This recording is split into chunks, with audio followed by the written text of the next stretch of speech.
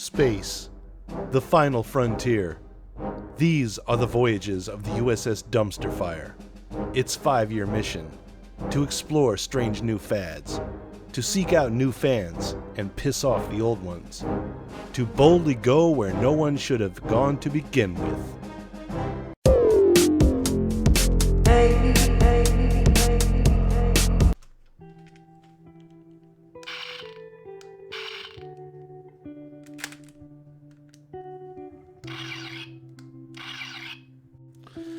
What's up, Raiders? So I had mentioned about a week ago maybe that there was a good rumor on good reports from supposedly good sources that Alex Kurtzman had maybe been fired, and maybe we were going to finally get that idiot out of there, the one that's been ruining franchises, pretty much everything he touched, the one that's responsible for directing that horrible reboot of The Mummy with Tom Cruise, the one that used to work on Sleepy Hollow. I mean, some of the stuff this guy has done. Do we want to pull it up again? Yeah, let's pull it up again. Let's do this. Alex Kurtzman. IMDb. Okay, let's look at this guy's jacket of work, alright? Right here. Known for The Mummy, Transformers, Revenge of the Fallen. Okay, The Mummy, Sleepy Hollow, The Amazing Spider-Man 2, where he has an executive producer, Ender's Game, he has a producer credit, Fringe. This guy is horrible, alright? It's just absolutely horrible what he's done with Star Trek. If you've seen any of the new Star Trek Discovery TV show, they're horrible. Test audiences for Picard were performing horribly. The last Star Trek, actually let's say the last 2 Star Trek movies bombed at the box office. And of course the rumor was going around that he was being fired, so CBS is basically firing back saying, nope, not going nowhere, got me a 5-year plan. And this is a long read, and I'm not going to read all of it because it's quite ridiculous, but you know, this is the guy that's responsible for turning Spock into this beta male here. Remember how cool and suave and sophisticated and sexy Spock was in the TV show? Not anymore, alright? This guy was okay here, the guy that plays Pike. He's probably the high point of the worst show, but that's like being the smartest kid in a class full of people with Down syndrome. I know that joke is not aged well, but it still applies here, okay? CBS All Access. I mean, Star Trek is a shell of what it once was. Look at this right here. This is what they did to the Klingons. What the frick and frack is this thing right here? Is this the incel version of the Klingon? Then, of course, you got this dingleberry here, which is the main star of the show. Everything revolves around her. She's always right, she always questions authority, and always Deus Machina saves the day in every single situation. When she was on, this is Sonequa Martin Green, okay? When she was on The Walking Dead, she was my least favorite character on that show. I was glad when she left. I found her to be extremely boring. When I found out that she was going to be in the new Star Trek, I was like,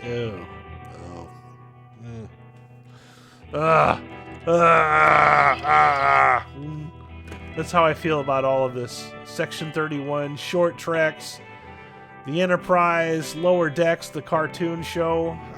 It just, 5-year plan. You know, I'm so tired of watching every franchise that we love just be systematically dismantled and then rearranged into some version of Frankenstein's monster and then represented. You know, it's like I always make the comparison to like deconstructed food. You know, it's like, okay, deconstructed pizza, it's like you might have, you know, a glass with some sauce and some breadsticks and maybe some pepperoni sitting on the side, but unless you assemble it the way that it was, the way in which we loved, it's not pizza. I don't care what you call it, it's not pizza. It's not Star Trek, okay? You don't just, you know, it's like, that's another analogy I want to use, okay? You ever have a favorite toy? Like, let's say this toy is like super old, okay? And I've loved this toy since I was a little kid, all right? And one day I I really love this toy. I think I can make a better version of it. So you take this thing apart, and then you can't quite figure out how to put it back together again. You get it working again, but it never quite resembles what it used to be. That's what is happening to Star Trek and Star Wars and Terminator and... oh, what else? Did I miss a couple? I'm sure. All right, James Bond is next. Wow.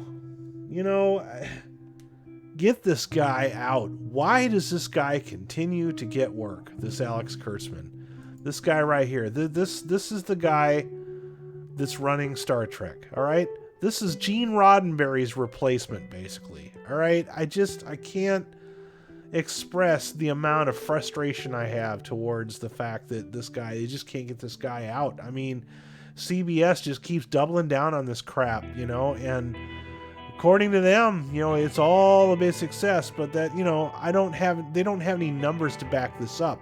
They're basically camouflaging these numbers. They're fudging. They're basically, they think they can fool people into thinking this is the best thing.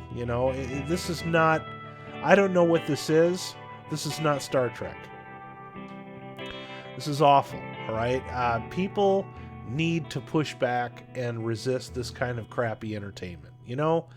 Doomcock is always saying, without respect, we reject, and that's what I believe in. It's like, if you're going to come in and keep rebooting these franchises, can't you at least attempt to make what made these things magical? I mean, you don't have to look very far. If you look every day, there's reruns of Star Trek The Next Generation on TV somewhere. Study one of those. Make one of those. If I was running Star Trek, I would say, okay, this is your preliminary test. You need to come in and write an episode of Star Trek The Next Generation. It has to feel like it exists in that universe. You have to write one episode of Star Trek The Next Generation. Can't be one that you've already seen. It's got to be your original idea. You bring that back to me, and based on whoever can convince me that that was an episode of Star Trek The Next Generation, that's the person that gets the job. That's the show that we want. That's the entertainment that we miss. Why do you think that show is in syndication all these years after it's gone off the air? Because it still holds up well, all right?